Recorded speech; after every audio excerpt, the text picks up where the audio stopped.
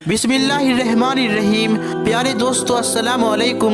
दोस्तों, क्या आप जानते हैं कि किस तरह नबी सल्लल्लाहु अलैहि वसल्लम बैतुल मुक़द्दस से खाना काबा की तरफ मुंह करके नमाज पढ़ने लगे? तो चलिए हदीस से जानते हैं। दोस्तों, हजरत बरा बिन आजिब रज़ी अल्लाहु अन्हु से रिवायत है कि जब नबी सल्लल्लाहु अलैहि वसल्लम मक्का से हिजरत करके मदीना तशरीफ लाए तो पहले अपने ददीहाल या नानीहाल जो अंसार से थे उनके यहाँ उतरे और मदीने में आप लगभग 16 या 17 महीने तक बैतुल मुक़द्दस की तरफ मुंह करके नमाज पढ़ते रहे, मगर आप चाहते थे कि आपका किबला काबा हो जाए। तो एक दिन आप अल्लाह के हुक्म से खाना काबा की तरफ मुंह करके नमाज पढ़ने लगे और आप जो पहली नमाज खाना काबा की तरफ मुंह करके पढ़ी वो असर की नमाज थी और आपके साथ कुछ और लोग भी थे। उनमें से एक आदमी निकला और किसी मस्जिद से उसका गुजर हुआ। मस्जिद में सारे लोग बैतुल मुक़द्दस की तरफ मुंह करके नमाज पढ़ रहे थे। वे लोग रुकू की हालत में थे।